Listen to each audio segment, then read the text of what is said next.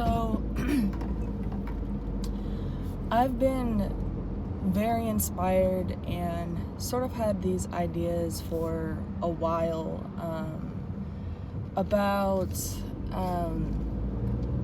dialogues and the framework of Plato's dialogues. And I really like my perspective of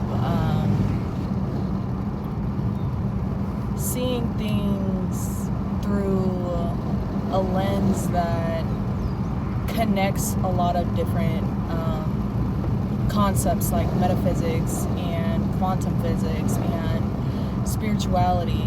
And okay, just had to check the audio quality a little bit.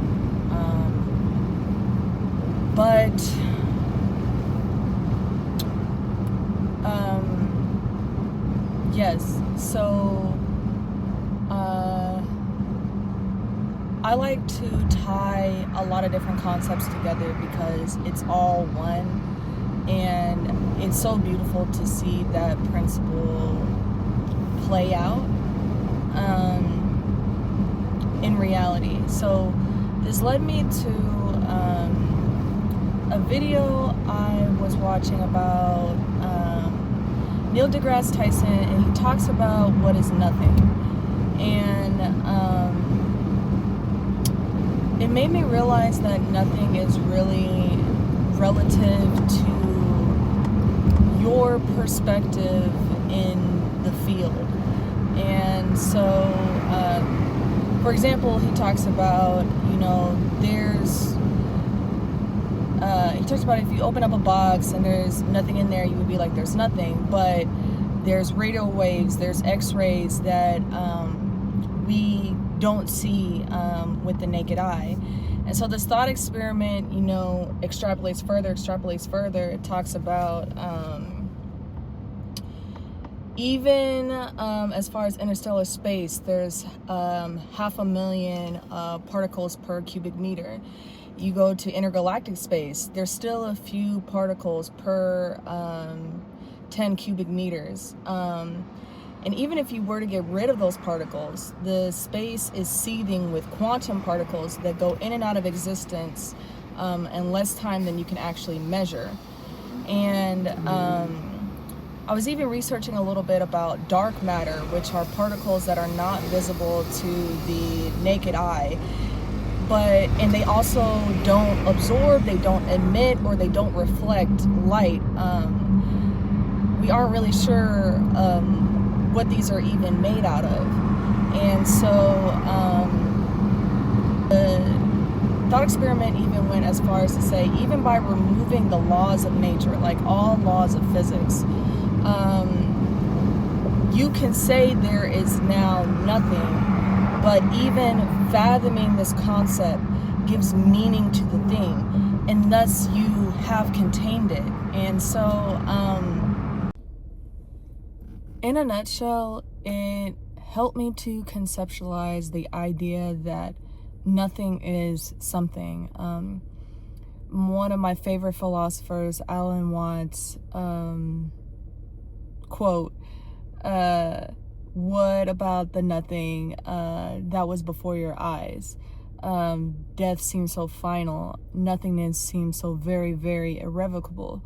But we are reminded of the third law of thermodynamics, that energy can neither be created nor destroyed. And also, even black holes shrink, all-consuming black holes whose energy is, or whose gravity is so strong, not even light can escape.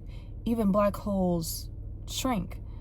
I loved how beautifully it tied into this idea that death and rebirth are natural processes to all living things. So why would that not also include us as well? When I didn't realize this to maybe a couple of years ago, that the Earth actually has undergone 7 mass extinctions. One of the extinctions wiping off 90% of species off the evolutionary branch. Complete devastation, complete demolishment. And it is so amazing to me how life, just as persistent death is, life is just as persistent. There's another thing that's just as persistent, and it's life. And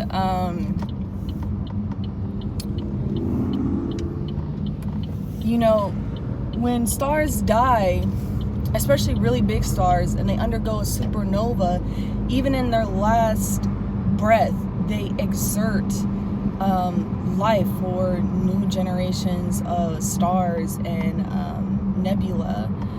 I also have noticed this phenomenon in my plants. So last year, my Chinese evergreen, or my Aglaonema, was on some of its last leaves, and in my neglect, I noticed that it started to blossom, and it perplexed me because it contradicted the notion of what I've naturally observed in the world, where blossoms or life occur in abundant conditions. And it challenged my perspective and showed me that not only does beauty, does life come from nourishment and nurture, but also from death, darkness, from virtually nothing. And when you deduce it down to that, it almost feels like everything comes from nothing.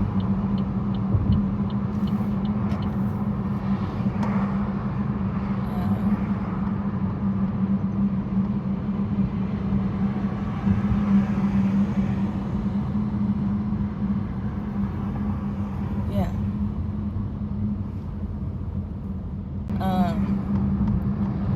And so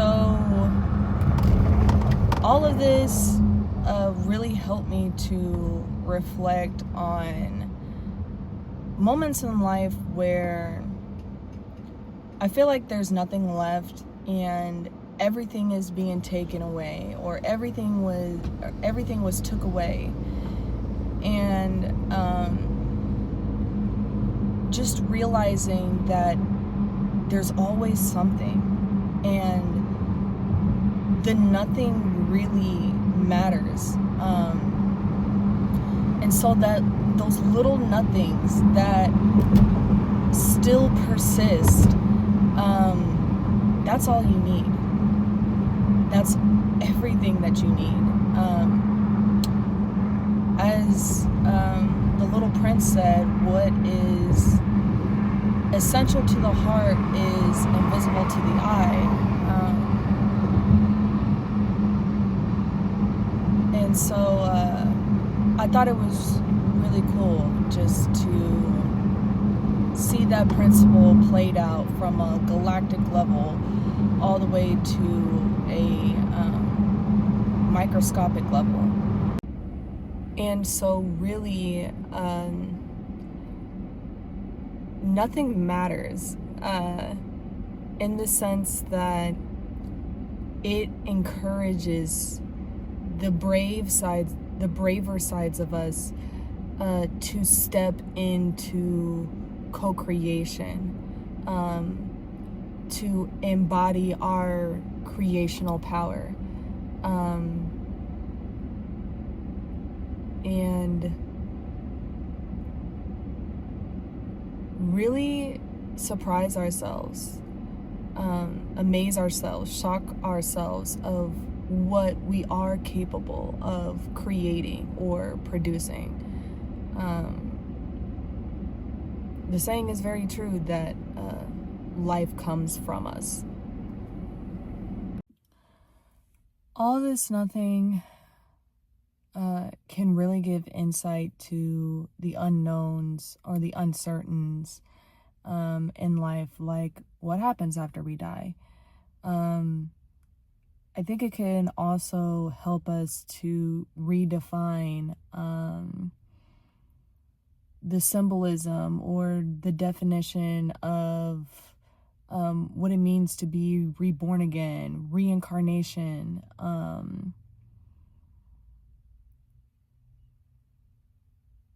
and just the cycles of life. So maybe the point of nothing is to show the world what you're made of.